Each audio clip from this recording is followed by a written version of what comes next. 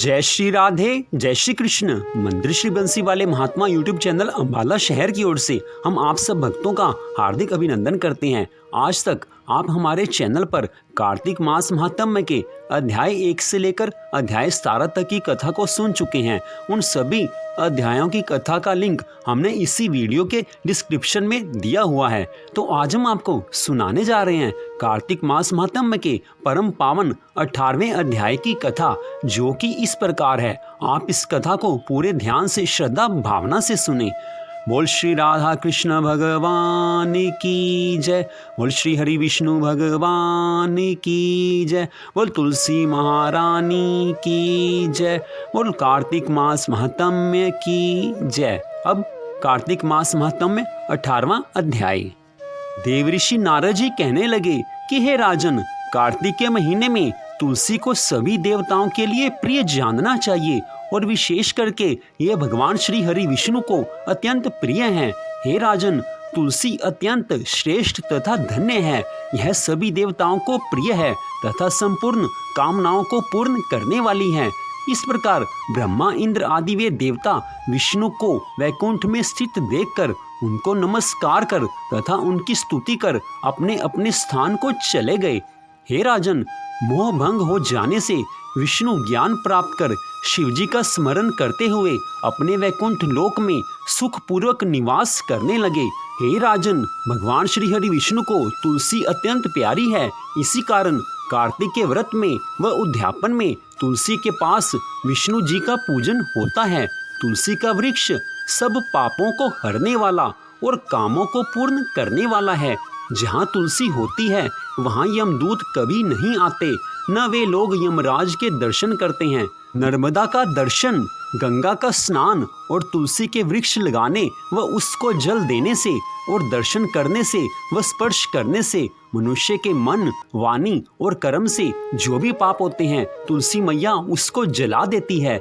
जो तुलसी की मंजरियों से भगवान विष्णु व शिव की पूजा करता है वह गर्भ में नहीं आता और मुक्ति को प्राप्त हो जाता है। पुष्कर जैसे तीर्थ, गंगा जैसी नदी, वासुदेव जैसे देवता तुलसी दल में निवास करते हैं। तुलसी की जड़ की रज लगाकर प्राणों को त्याग करने वाला पापों से मुक्त होकर भगवान विष्णु के लोक में जाता है। तुलसी की लकड़ी धारण करने से पाप कभी स्पर्श नहीं कर सकते।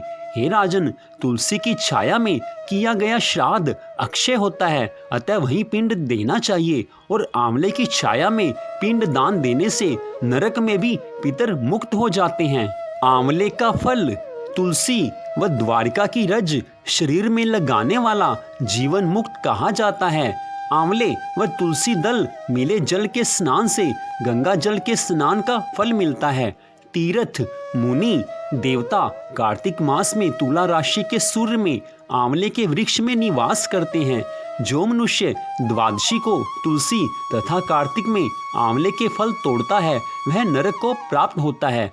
जो व्यक्ति कार्तिक मास में आंवले की छाया में अन्न खाता है उसके वर्ष भर के पाप नष्ट हो जाते हैं। आंवले के नीचे भगवान विष्णु की पूजा करने से पूरे क्षेत्रों में विष्णु पूजा का फल मिलता है। विष्णु की महिमा की भांति तुलसी व आंवले का महात्म्य ब्रह्मा जी भी नहीं कह सकते। हे राजन, तुलसी की महिमा कहाँ तक कही जाए। जिसकी मृत्यु के समय श्री हरि का कीर्तन और स्मरण हो तथा तुलसी की लकड़ी से उसके शरीर का दाह किया जाए उसका पुनर्जन्म नहीं होता। यदि दाह संस्कार के समय अन्य लकड़ियों के बीच में एक भी तुलसी का काष्ठ हो तो करोड़ों पापों से युक्त होने पर भी मनुष्य की मुक्ति हो जाती है। तुलसी की लकड़ी से मिश्रित होने पर सभी काष्ठ पवित्र हो जाते हैं। तुलसी काष्ठ की अग्नि से मृत मनुष्य का दाह होता देख विष्णु दूत ही आकर उसे वैकुंठ लोक में ले जाते हैं। यमराज के दूत उसे नहीं ले जा सकते। वह करोड़ों जन्मों के पाप से मुक्त हो भगवान विष्णु को प्राप्त होता है। जो मनुष्य तुलसी काष्ठ की अग्नि में जलाए जाते हैं उन्हें विमान पर बैठकर वैकुंठ में जाते देख देवता उनके ऊपर पुष्पांजलि चढ़ाते हैं। ऐसे पुरुष को देखकर भगवान विष्णु और शिव संतुष्ट होते हैं। हे राजन, भगवान जनार्दन उसके सामने जा हाथ पकड़कर उसे अपने धाम में ले जाते हैं। जिस अग्निशाला अथवा शमशान भूमि में घी के साथ तुलसी काष्ठ की अग्नि प्रज्वलित होती है, वहां जाने से मनुष्यों का पातक भस्म हो जाता है। जो ब्राह्मण तुलसी काष्ठ की अग्नि में हवन करते हैं उन्हें एक एक भात के दाने अथवा एक एक तिल में अग्निष्टोम यज्ञ का फल मिलता है। जो भगवान को तुलसी काष्ठ का धूप देता है वह उसके फल स्वरूप 100 यज्ञानुष्ठान तथा 100 गोदान का पुण्य प्राप्त करता है। हे राजन, तुलसी की महिमा कहाँ तक कही जाए। जो तुलसी की लकड़ी की आंच से भगवान का नैवेद्य तैयार करता है उसका वह अन्न यदि थोड़ा सा भी भगवान केशव को अर्पण किया जाए तो वह मेरू के समान अन्नदान का फल देने वाला है। जो तुलसी काष्ठ की आग से भगवान के लिए दीपक जलाता है उसे 10 करोड़ दीपदान का पुण्य प्राप्त होता है। इस लोक में पृथ्वी पर उसके समान वैष्णव दूसरा कोई नहीं दिखाई देता। जो भगवान श्री कृष्ण को तुलसी काष्ठ का चंदन अर्पण करता तथा उनके श्री विग्रह में उस चंदन को भक्ति पूर्वक लगाता है वह सदा श्री हरि के समीप रमन करता है। जो मनुष्य अपने अंग में तुलसी की माटी लगाकर श्री विष्णु का पूजन करता है उसे एक ही दिन में 100 दिनों के पूजन का पुण्य मिल जाता है। जो पितरों के पिंड में तुलसी दल मिलाकर दान करता है उसके दिए हुए एक दिन के पिंड से पितरों को 100 वर्षों तक तृप्ति बनी रहती है। तुलसी की जड़ की मिट्टी के द्वारा विशेष रूप से स्नान करना चाहिए। इससे जब तक वह मिट्टी शरीर में लगी रहती है तब तक स्नान करने वाले पुरुष को तीर्थ स्नान का फल मिलता है। जो तुलसी की नई मंजरी से भगवान की पूजा करता है उसे नाना प्रकार के पुष्पों द्वारा किए हुए पूजन का फल प्राप्त होता है। जब तक सूर्य और चंद्रमा हैं तब तक वह उसका पुण्य भोगता है। जिस घर में तुलसी का बगीचा है उसके दर्शन और स्पर्श से ब्रह्म हत्या आदि सारे पाप नष्ट हो जाते हैं। हे राजन, जिस जिस घर में गांव अथवा वन में तुलसी का वृक्ष हो वहां वहां जगदीश्वर श्री विष्णु प्रसन्नचित्त होकर निवास करते हैं। उस घर में दरिद्रता नहीं रहती और बंधुओं से वियोग नहीं होता। जहाँ तुलसी विराजमान होती हैं वहाँ दुख, भय और रोग नहीं ठहरते।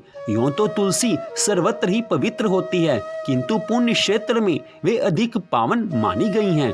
भगवान के समीप पृथ्वी तल पर तुलसी को लगाने से सदा विष्णु पद अर्थात वैकुंठ धाम की प्राप्ति होती है।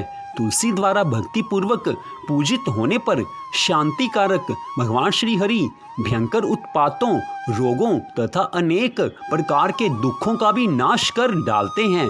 जहाँ तुलसी की सुगंध लेकर हवा चलती है वहाँ की 10 दिशाएं और चारों प्रकार के जीव पवित्र हो जाते हैं।